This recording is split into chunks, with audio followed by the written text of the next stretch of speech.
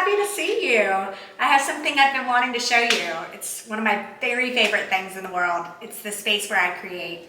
Come on in, let me show you around. All right, so here we are. This is the current Rock On Barefoot studio. It's taken me 15 years to get here. Some of y'all know I've had many studios in many different locations, and I've kind of gotten to the place where I can create art just about anywhere. But I have landed in this incredibly neat place. It's an old rocking chair factory on a downtown square, and the light floods in, and it's an artist's dream. There's been a lot of transitions even in the couple of years that I've lived here in this loft. I did an art gala last year and painted my guts out for 4 straight months. And then after that, I got really serious about changing my income strategy.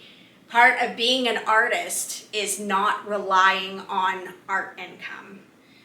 Because if you're relying on art income, it taints the creative process. If I'm creating specifically to sell, that's a different mechanism of creativity. Whereas if I'm just unleashed, creating, being Annie wide open on a palette, a lot cooler, funkier things come out.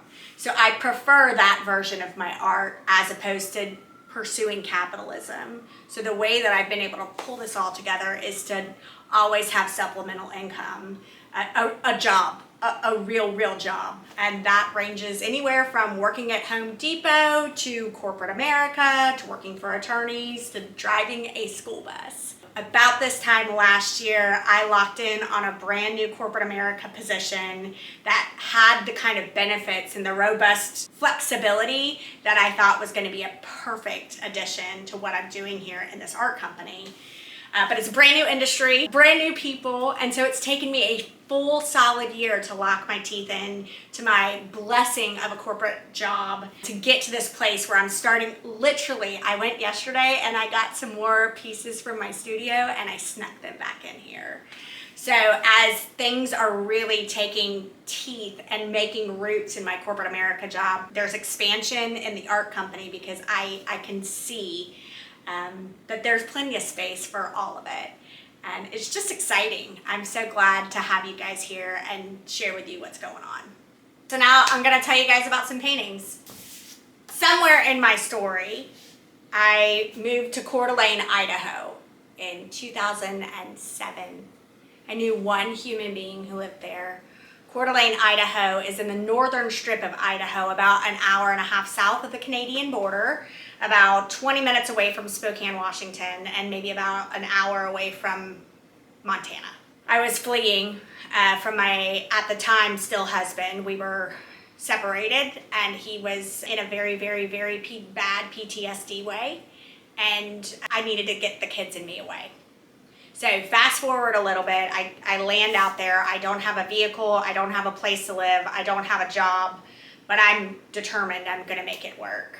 And all of the pieces eventually fall into place, including my daily driver, which was a 1979 VW Transporter 2 that I bought from the original hippie owners for $500 cash because they said it was a perfect aura match. When I did my gala last year, I decided that it was going to be really important that I have at least one representation of my bus. So people want to know, where's the bus? Does the bus still exist? The bus still exists. She's still mine. She is a she. And she lives in a restoration shop up in northern Georgia. This painting is in honor of the Big O. This is what she looked like when I bought her. The big orange, by the way. But when she comes back as a restored, after the vintage VW spa treatment of a lifetime, she won't look like this anymore. So here's another painting that is super important to me. This one makes me want to laugh and cry at the exact same time. I painted this, I don't know when. One thing that you will note about my art is that a lot of my art, of course, is signed and dated. But if you ever see a painting that's not signed and dated, it's because I'm never releasing it. It's because it belongs to me. It's a part of my story. It's mine. So what this is this is me, butt naked on a bicycle with flat tires, going up a sandy mountain trail whilst towing a pregnant elephant who's about to give birth. And against every odd, my favorite thing about the painting, of course, is that there's wind in my hair, because I'm freaking doing it. This is what life felt like for me for many, many, many years. Raising the kids by myself, not feeling like I was ever gonna get out of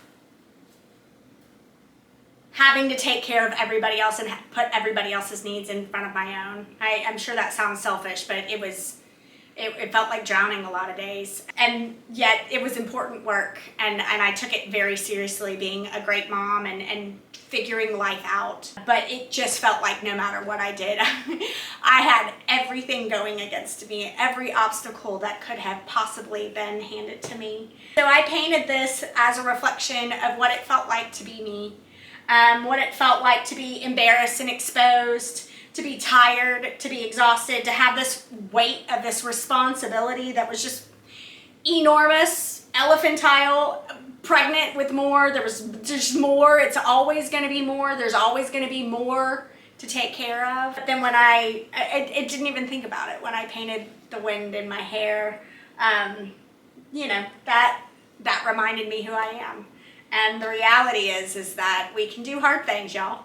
We were made to do hard things. And sometimes it's the really hard things that help us figure out who we really are. So this painting will always mean a lot to me. Yeah, it's not tieable, and it never will be. So I'm gonna give you guys this. This is probably this is a good one. This is going to help maybe you understand who I am as an artist, why I am the way that I am as an artist, and all of it. When people come into my studio, they always notice this painting. Always. It's a crowd favorite. And when people point it out, it makes me laugh, because I know exactly where I was. I know exactly what I was doing. I know what a mess my life was when I painted this painting. This is before I started my art company. This was me fresh back from Idaho in a 1979 VW bus with 2 children, and I'm pretty sure my ex-husband was either on his way to prison or had just gone to prison. And I was a little bit of an iconic figure because I had done some traveling. Social media had just exploded, and so the people who were paying attention to me on social media wanted to hang out with this weird hippie chick who had been married to a war hero and had these 2 cute babies. So I got invited to stuff. I was hanging out with people that didn't want to hang out with me when we were in school together, and it kind of felt nice. It kind of felt nice to kind of feel popular. And a girl who I had gone to high school with, we had not necessarily hung out, invited me to go to a sip and stroke or a brush and stroke, whatever those are called, where you get drunk while you paint a painting. She had won this art class and could invite 20, 30, 50 of her friends, and I got to go. And so I kind of walked in the place. I probably was already on fire, maybe had already had a couple of drinks, and walked in the place like, oh, I got this, you know, I know art. And sat down and proceeded. This is a rendition, of course, of Van Gogh's cherry blossom tree, cherry tree, something to that effect. For those who don't know, Van Gogh is my absolute top favorite artist. There's a lot of Van Gogh references in all of my work. But here we're painting a Van Gogh. There's enough beer. I've got cigarettes. I'm seeking out every chance I can get to just get rowdier and more out of control. But I'm also coming alive, because there's color on a canvas, and I'm happy.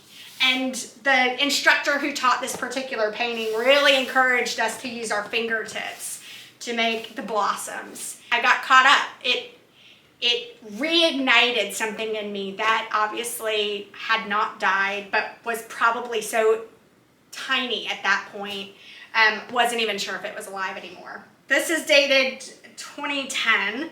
So what's even funnier about this is that I was broke, no shock, and I decided I was going to sell this. I was going to put this online, and I was going to sell this piece of art because I needed to pay a bill, I needed to buy groceries, I needed to do something that I didn't have enough money for. And so I put this up for auction on Facebook, and my grandma McLean, my maternal grandmother, was the one who ended up buying it from me. And probably paid more than it should have been, more than it was worth, because I was just a drunk idiot, you know, partying and being a stupid head when I painted it. But she validated who I was in that moment. And I shipped it to her. I wrote a note on the back. This might choke me up a little bit, but it says, "To my grandma, thank you for your love and support. You are my treasure. I love you. Annie Thrasher, July 18th, 2011. So, you know, it's when people believe in you that you kind of feel like maybe you can have a shot at something in this world. And when I painted this, I was a shell of the woman that I thought I was going to be. My marriage was in the toilet. I didn't know how I was going to raise those 2 kids. I couldn't figure my way out of a paper bag when it came to earning money. I was lost. I was as lost could be. And I painted this painting, and my grandma sent me money for it. And she hung it up. She hung it up in her house in California, and it stayed there until the day she moved to heaven. So when people walk in my studio and they see this painting and it's the first, and they're like, "Ooh, that one." I'm like, well, that's what drunk Annie paints like, first and foremost. But like, that's a really special story. So yeah, that's a little bit more. And now this is the second space where I create. This is where I make my signature art. So signature art by Rock On Barefoot. They're called pieces, P-E-A-C-E-S. So if you have a piece of my signature art, the idea is that I hope it brings you some level of peace. This art is the absolute core of who I am, and it was birthed through some of the most excruciating times of my life. I was recovering from a severely physically abusive relationship, like black eyes, go to the hospital, physically abusive relationship. And I ended up with a pile of junk, literally, figuratively, emotionally, intellectually, in every way, shape, and form, as the result of getting this incredibly toxic man out of mine and my children's life. And in that junk were scraps of hardy plank and hardy board. And I can get into the story a little bit deeper another time, but this is just kind of to give you a little brief history of where this art came from and why it is the way that it is. So I had these scraps of hardy plank from a construction site, and I couldn't burn them. I kept trying to figure out what to do with them. Finally, in this shaking a raging hand fist at God, saying, "I'll never clean up after another man," I stack all of these little pieces of hardy plank in my basement, and I thought to myself, maybe one day I can make art with them. Fast forward, I'm now at the place where I need to make art because I'm breaking up with toxic friends. I'm breaking up with cigarette smoking. I'm breaking up with binge drinking at night. I'm breaking up with just being a loser. And the way that I'm going to break up with being a loser is I'm going to take the time and the energy that I would have spent in the evenings drinking and smoking and acting like a loser, and I'm now going to produce something. I'm going to create something. And I didn't care if it was going to be pretty. I didn't care if it would ever sell. That was never the intention. I just knew there was something inside of me that had to come out. So I went down in the basement and I got a piece of hardy board. So hardy plank is a concrete composite building material that you actually use in high moisture applications. So if you're going to retile your bathroom, you don't put tile on sheetrock. Sheetrock would completely eventually decompose and fall apart. So you use this concrete composite backer, and then it holds up. It's pretty much fire resistant, mildew resistant, rot resistant. Lots of asbestos, really good stuff. Probably don't want to breathe in, but we'll worry about that another time. So I started painting on scraps of hardy plank, and it morphed. I don't know how many of these pieces are on the planet. I like to tell people I've got at least one piece on every single continent except for Antarctica. And then when people ask, of course, the goal is to have at least one piece on Antarctica as well. I'm going to go through and show you a couple of pieces that just make sense to me. And the first one is going to be this one. So every once in a while, there's something really unique that comes out. And this is one of them. This is it's more than just a painting. It's a message. I first coined myself as an industrial artist because the idea was that I was taking industrial products, industrial trash, industrial waste, and I was turning it into something beautiful. And that's kind of very indicative of where I was, right? I felt like trash. Whether or not I was is a different story. At that time in my life, I was wrecked. I was not handling anything well.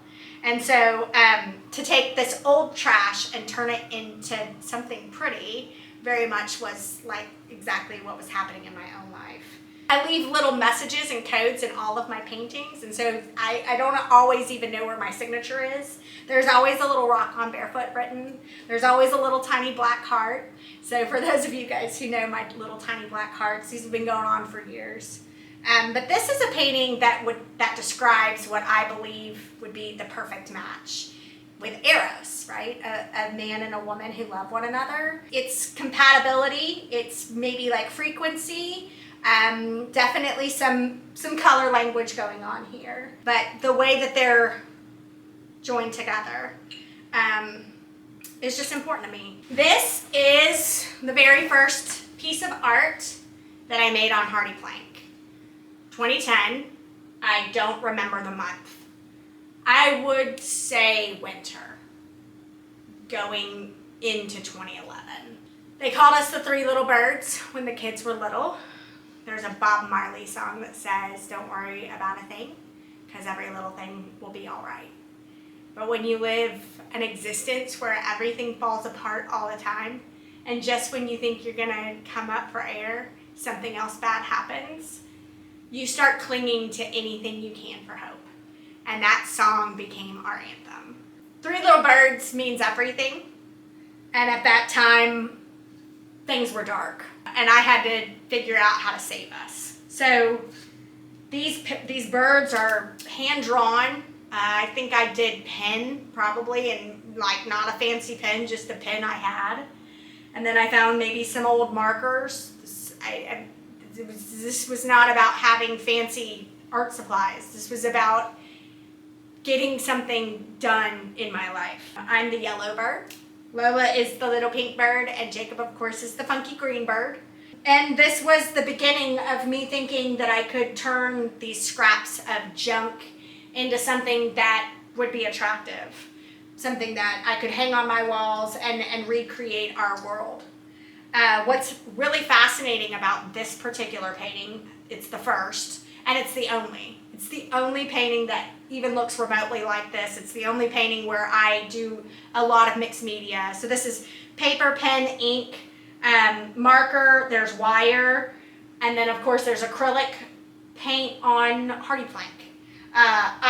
I didn't have a drill bit that could handle a Hardy board, and so I actually drilled the holes with a mason screw and a hand screwdriver.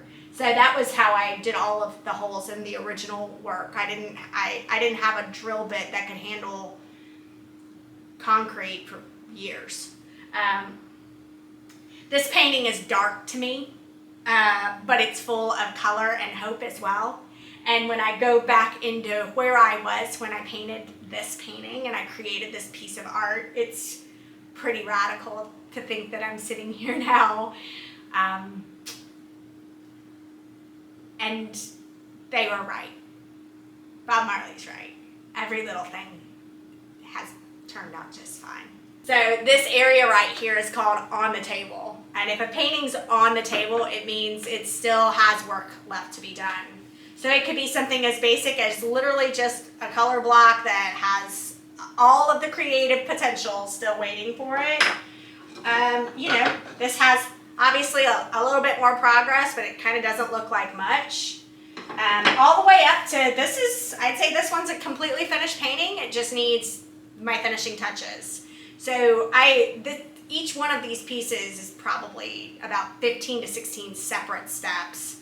It's always funny, these tiny little paintings, price-wise, people don't understand how much time I invested in each one of these, even something as tiny as this. So on the table is its own little world. This is probably my favorite world to live in, and like I said earlier, I just snuck some of my finishing tools and resources back over into the studio yesterday.